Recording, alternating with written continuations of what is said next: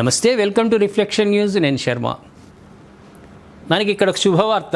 April 1 నుంచి HDFC bank వాళ్ళు ఒక శుభవార్త చెప్పారు. ఏంటి ఆ శుభవార్త? ఒకసారి మనం డీటెయిల్స్లోకి వెళ్దాం. ఏప్రిల్ 1వ తేదీ నుంచి పలు బ్యాంకులు తమ నిబంధనల్లో కీలక మార్పులు తీసుకొస్తున్నాయి. ముఖ్యంగా ఏటీఎం నగదు ఉపసంహరణ, యూపీఐ లావాదేవీలకు సంబంధించి కొత్త రూల్స్ అమల్లోకి రానున్నాయి. HDFC, Punjab national bank, PNB వంటివి తమ కస్టమర్ల కోసం కొత్త మార్గదర్శకాలను ప్రకటించాయి. ఈ మార్పుల గురించి వినియోగదారులు ముందే తెలుసుకోవడం ద్వారా అనవసరపు ఛార్జీలు నివారించవచ్చు.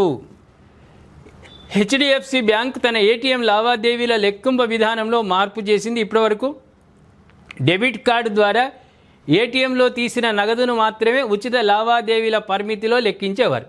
కానీ ఏప్రిల్ 1 నుంచి యూపీఐ యాప్ల ద్వారా చేసే నగదు ఉపసంహరణలను కూడా ఈ కోటాలోనే పరిగణిస్తారు. హెచ్డిఎఫ్సి ఏటీఎంలలో నెలకు 5 సార్లు, ఇతర బ్యాంకుల ఏటీఎంలలో మెట్రోలలో 3, నాన్ మెట్రోలలో 5 ఉచితంగా నగదు తీసుకోవచ్చు.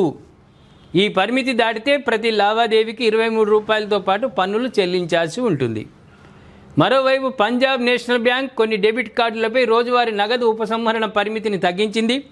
రిస్క్ మేనేజ్మెంట్, కార్డుల వినియోగం తీరు, అదేవిధంగా ఏకీకృత విధానం కోసం ఈ మార్పులు చేసినట్లు సమాచారం.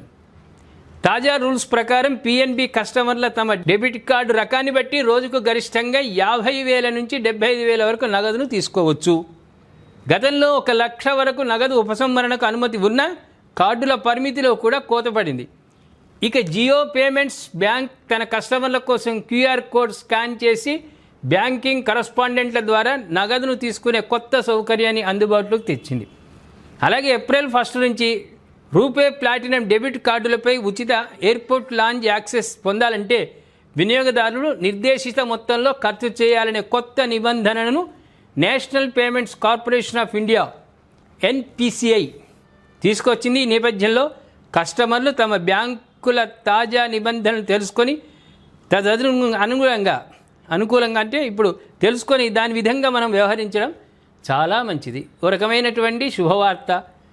మనకు జేబుకు చిల్లి పడకుండా కొంతవరకు అవుతుంది. 5 టైమ్స్ తర్వాత దాని మీద కొంతవరకు భారం పడే అవకాశాలు ఉన్నాయి.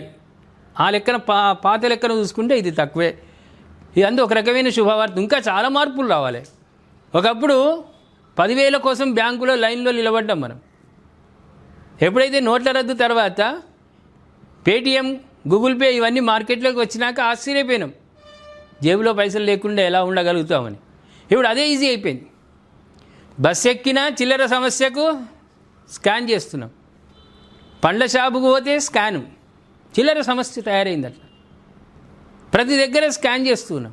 ఈజీ అయిపోయింది. అక్కడ ఇప్పుడు అమ్మే వాళ్లకు ఈజీ అయిపోయింది, కొనే వాళ్ళకు ఈజీ అయిపోయింది. చిల్లర కోసం ఎక్కడ వెతుకుదాం?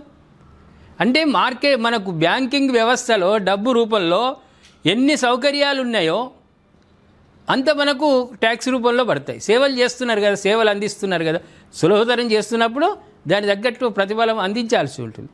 ఇప్పుడు కొంత మినహాయింపులు ఇవ్వడం వల్ల వినియోగదారుడికి కొంత వెసులుబాటు కల్పన దిశగా అవి ప్రయత్నం చేస్తున్నాయి. ఇది ఒక రకంగా మనం మార్పును ఆనందించవచ్చు. మనకు ఏదైతే కష్టం కాకుండా చేస్తున్నప్పుడు దానికి ప్రతిఫలం మనం చెల్లించక తప్పదు. కాబట్టి ఆ భారం మనకు పెద్ద భారంగా కాదు. కాబట్టి ఆ దిశగా ఇంకా చాలా ఈజీ చేయాలి. ఇప్పుడు కూడా మనము టోల్ గేట్ దగ్గర ఫాస్ట్ కార్డులు వచ్చినాయి.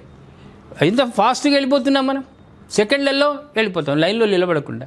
ఇంకా రాను మనల్ని సుఖపరచడానికి, శ్రమ లేకుండా చేయడానికి ఎంతోమంది సాఫ్ట్వేర్లు, నిష్ణాతులైన సాఫ్ట్వేర్లు ఉన్నారు కొత్తగా అనుకోవడానికి. దాన్ని ముందు ప్రవేశపెట్టడానికి కేంద్ర ప్రభుత్వం సిద్ధంగా ఉంది. కాబట్టి ఇంకా మున్ముందు ఎన్ని విచిత్రాలు జరగాలనో అన్ని విచిత్రాలు జరుగుతాయి. ఏమంటారు ప్రేక్షకులారా? మరి హెచ్డిఎఫ్సి, పంజాబ్ బ్యాంక్ వాళ్ళు తీసుకున్నటువంటి ఈ నిర్ణయం ఒక రకంగా శుభవార్త. దీని గురించి మీరు స్పందించండి కామెంట్ రూపంలో.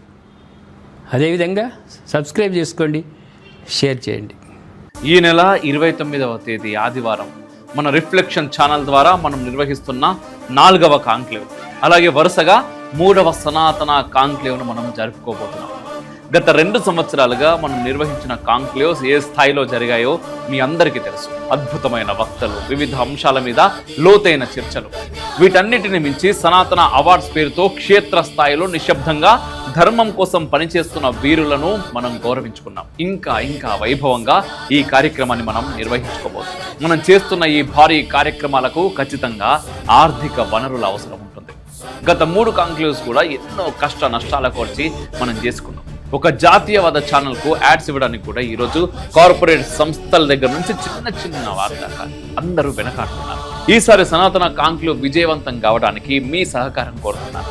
ఇది కేవలం ఒక ప్రోగ్రామ్స్ కోసం ఇచ్చే డబ్బు కాదు, ఇది ధర్మ యుద్ధానికి మీరిచ్చే మద్దతుగా మేము చూసుకుంటాం. ఈ కార్యక్రమానికి వచ్చే ప్రతి ఒక్కరు కూడా కింద కనిపిస్తున్నటువంటి www.reflectionbharat.com వెబ్సైట్లోకి వెళ్ళి తప్పకుండా రిజిస్టర్ చేసుకోండి.